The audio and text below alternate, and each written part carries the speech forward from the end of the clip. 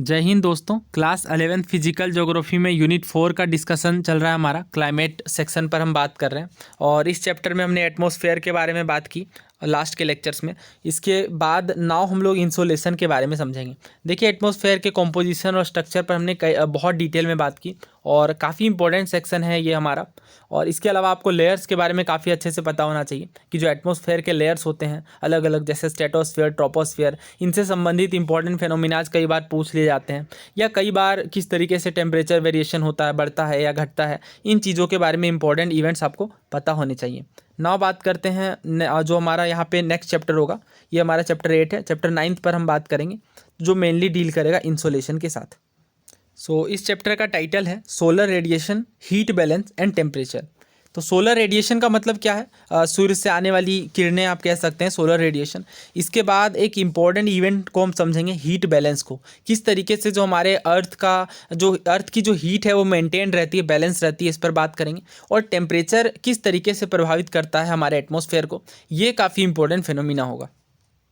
देखिए, यहाँ पे बिल्कुल बेसिक बातें हैं। स्टार्टिंग में हमें पता है चारों ओर हमारे एयर हैं, ह्यूज पाइल ऑफ एयर देखने को मिलेगा और इनहेल और एक्सेल करते हैं। ऑब्वियसली हमारे लिए काफ़ी इंपॉर्टेंट, बिल्कुल आप कह लें कि अपरिहार्य सी ये बात है। इसके अलावा एयर इन मोशन विंड कहलाती है, ये बिल्कुल बेसिक बात है। और जो हमारे एटमॉस्फेयर के चारों ओर एनवेलप ऑफ एयर देखने को मिलता है, वो उनमें न्यूमरस गैसेस होते हैं। ठीक है, आपको याद होगा हमने एटमॉस्फेयर पर बात की थी और मैंने आपको बताया था कि एटमॉस्फेयर में केवल एक गैस नहीं है बल्कि गैसेस का मिक्सचर देखने को मिलता है, और जिसमें सबसे ज़्यादा मात्रा में, लगभग आप कह सकते हैं 78% हमारे एटमॉस्फेयर में नाइट्रोजन गैस देखने को मिलती है। और सेकेंड नंबर पर कौन सी गैस आती है? ऑक्सीजन। रिवीजन करते चलिए तभी फ़ायदा होगा लेक्चर्स का। ठीक है, आगे बढ़ने से केवल फ़ायदा नहीं होगा बल्कि आप सारी चीज़ें रिवाइज करके आइए। तो यहाँ पे मैंने आपको बताया था सबसे ध्यान देने वाली बात है थर्ड वाली। ठीक है, नाइट्रोजन, ऑक्सीजन, फिर आर्गन आती है, ना कि कार्बन डाइऑक्साइड। ठीक है, आर्गन का परसेंटेज लगभग 1% आप कह सकते हैं, 0.93 टू बी एग्जैक्ट। और इसके बाद कार्बन डाइऑक्साइड आता है, परसेंटेज भी ध्यान रखिए 0.03% देखने को मिलेगी। देखिए, हमारे अर्थ में कार्बन डाइऑक्साइड का अगर आप एटमॉस्फेयर में देखें, ठीक है, एटमॉस्फेयर में, तो परसेंटेज काफ़ी कम देखने को मिलती है और ये काफ़ी कंड्यूसिव भी है। लेकिन आप अन्य ग्रह जैसे शुक्र ग्रह की बात करें तो लगभग 95% तक कार्बन डाइऑक्साइड की कंपोजिशन देखने को मिलती है, जो कि ऑब्वियसली लाइफ के लिए कंड्यूसिव नहीं है। तो एटलीस्ट आप स्टार्टिंग के 3-4 जरूर याद रखें। कई बार ऑप्शन में कन्फ्यूज़ करने के लिए कार्बन डाइऑक्साइड पहले दे दिया जाता है। दोस्तों, हमें पता है कि जो अर्थ है, इनमें अर्थ को एनर्जी कहाँ से मिलती है? सन से, ऑब्वियसली। और इसके बदले में अर्थ क्या करता है? ये जो सनलाइट आती है इसे रेडिएट बैक करता है। ठीक है, वापस रेडिएट करता है। और ये जो पूरा कॉन्सेप्ट है, इस प्रोसेस, ये जो कंप्लीट प्रोसेस है, इसे हम लोग समझेंगे हीट बजट में काफ़ी डिटेल से, कि किस तरीके से अर्थ का जो ओवरऑल, देखिए यहाँ पे बताया गया है कि जो इस फिनोमिना है, इस फिनोमिना के रिजल्ट में अर्थ की जो सतह है ना ही बहुत ज़्यादा वार्म देखने को मिलेगी, ना ही बहुत ज़्यादा कूल देखने को मिलेगी। ओवरऑल जो टेम्परेचर है वो मेंटेन रहता है। इसके अलावा और भी कई सारे फैक्टर्स हैं, जैसे अमाउंट ऑफ हीट जो हमें मिलेगी डिफरेंट पार्ट में, ऑब्वियसली वो सेम नहीं होगी और कई सारे वेरिएशन इसमें देखने को मिलेंगे। अगर यहाँ पे हम लोग देखें तो लैंड फीचर किस तरीके का है वो भी काफ़ी ज़्यादा मैटर करता है। माउंटेनियस रीजन है या केवल सी है, ठीक है, ये बातें भी बहुत ज़्यादा प्रभावित करेंगी कि इंसोलेशन आ रहा है वो कितनी ज़्यादा मात्रा में रेडिएट हो रहा है। ना बात करें अगर सोलर रेडिएशन की, तो जो अर्थ की सतह है most of the energy short wavelength के बारे में, शॉर्ट वेवलेंथ के रूप में आती हैं। ना ये शॉर्ट वेवलेंथ क्या है या लॉन्ग रेडिएशन क्या होती हैं, इन चीज़ों पर हम लोग डिटेल से बात करेंगे। फिलहाल आप ये ध्यान रखिए कि जो अर्थ की सतह है, मोस्ट ऑफ द जो एनर्जी है, टोटल एनर्जी की बात नहीं की जा रही है, मोस्ट ऑफ द एनर्जी की बात की जा रही है, शॉर्ट वेवलेंथ में देखने को मिलेगी। और हमें पता है कि ये जो एनर्जी आती है सनलाइट के रूप में, वो क्या कहलाती है? Insolation. Insolation, incoming solar radiation. ठीक है, इंसोलेशन का क्या मतलब है? इनकमिंग सोलर रेडिएशन, यानी आने वाली सूर्य की विकिरणें। दोस्तों, हमें पता है कि जो अर्थ की शेप है वो कम्प्लीटली स्फेरिकल नहीं है। तो अर्थ की शेप किस तरीके की है? तो एक स्पेशल वर्ड ही यूज किया जाता है, जियोइड। जियोइड का मतलब होता है अर्थ लाइक। देखिए, अगर एलिप्सॉइड शेप की बात करें तो ये, अगर हम इसे अर्थ माने तो इक्वेटर जो है, इक्वेटर के पास में ये बल्ज देखने को मिलेगी। बल्ज का मतलब क्या है? बल्ज का मतलब है उभरी हुई सतह। ठीक है। और इस हमें क्या पता है फिर पोल्स में किस तरीके की देखने को मिलेगी, फ्लैटेंड देखने को मिलेगी। तो ये हमें पता है कि ध्यान रखिए कि ये जो फिनोमिना है, ठीक है, ये किस कारण देखने को मिलती है, अर्थ की रोटेशन के कारण। इन चीज़ों पर हम डिस्कस करेंगे ही।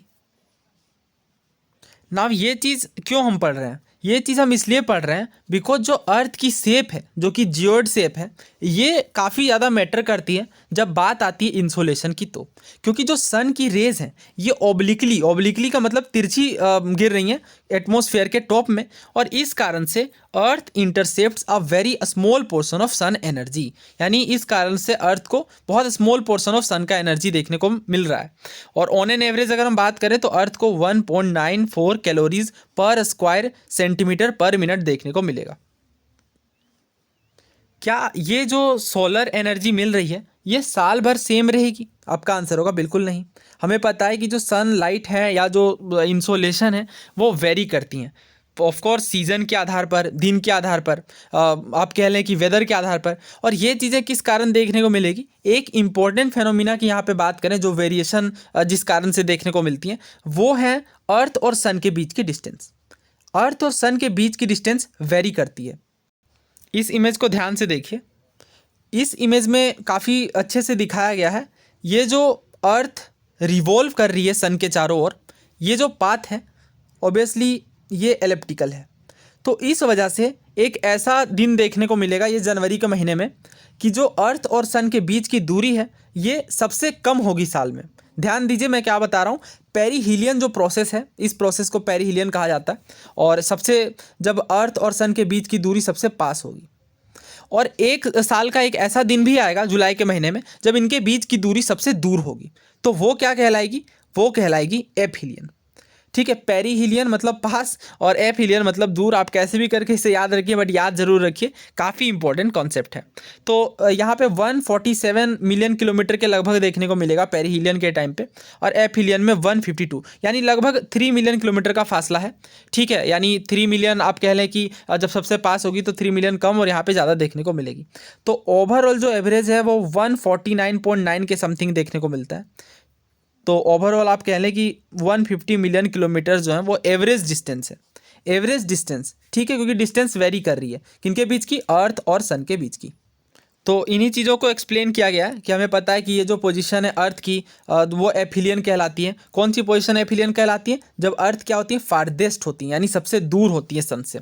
और इसी तरीके से साल में एक ऐसा दिन आएगा 3 जनवरी को जब अर्थ जो है वो सबसे ज़्यादा पास देखने को मिलेगी सन के। ठीक है, 147 मिलियन किलोमीटर्स के समथिंग। और ये जो पोजीशन है अर्थ की वो क्या कहलाएगी, पेरीहीलियन। पेरीहीलियन मतलब पास, ठीक है, एपहीलियन मतलब दूर, ध्यान रखिए।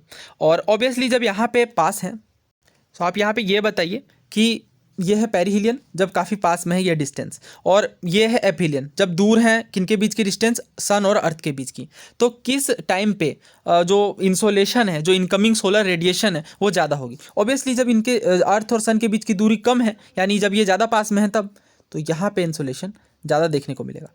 तो कल को अगर ऐसा स्टेटमेंट आपसे पूछा जाए जब जिसमें पूछा जाए कि जो एपहीलियन है उनमें इंसोलेशन ज़्यादा देखने को मिलती है, ठीक है, ओवरऑल, तो आपका ये जो स्टेटमेंट है वो गलत होगा। हमें सब पता है कि यहाँ पे जो पेरीहीलियन है वो डिस्टेंस ज़्यादा पास है अर्थ के, इस वजह से इंसोलेशन या पेरीहीलियन के टाइम पे ज़्यादा देखने को मिलेगी एपहीलियन के मुकाबले। तो ये तो खैर एक फैक्टर है, लेकिन केवल एक फैक्टर यहाँ पे काफ़ी नहीं है, बहुत सारे अदर फैक्टर्स भी डिटरमाइन करते हैं इंसोलेशन को।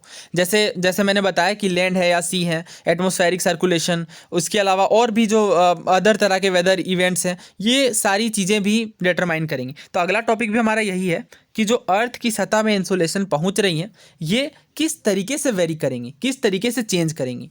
तो जो इंसोलेशन की अमाउंट है और जो इंटेंसिटी है यानी तीव्रता है ये वेरी करती है, ऑब्वियसली वेरी करती है। हमें पता है हर दिन ऑलमोस्ट आप कह लें कि चेंज इंसोलेशन देखने को मिलेगी, सीजन में भी वेरी करेगी। साल के 12 महीने तो सेम तरह की इंसोलेशन नहीं देखने को मिलेगी। तो अब इसके कॉजेज़ क्या क्या हैं, ये जो वेरिएशन आ रहा है इंसोलेशन में इसके क्या क्या कारण हैं? तो सबसे इंपॉर्टेंट और पहला कारण तो यही है अर्थ की रोटेशन। जैसा कि अभी हमने डिस्कस किया कि अर्थ की रोटेशन के कारण क्या हो रहा है, एक ऐसा पोजिशन आ रहा है, एक ऐसा पोजीशन आ रहा है जब इनके बीच की डिस्टेंस काफ़ी पास है। तो इस टाइम पे तो ठीक है इंसोलेशन ज़्यादा है, लेकिन एक ऐसा दिन भी है, कौन सा दिन, ध्यान रखिएगा ये डेट काफ़ी इंपॉर्टेंट है, 4 जुलाई। तो 4 जुलाई को ये जब सबसे दूर है तो उस टाइम पे इंसोलेशन कम देखने को मिलेगी। ये इंपॉर्टेंट है, अभी आप देखेंगे जब मैं प्रीवियस ईयर क्वेश्चन करवाऊंगा तो आप देखेंगे इन पॉइंट से कई सारे क्वेश्चन बने हैं। तो पहला फैक्टर तो ये है, ठीक है, रोटेशन है।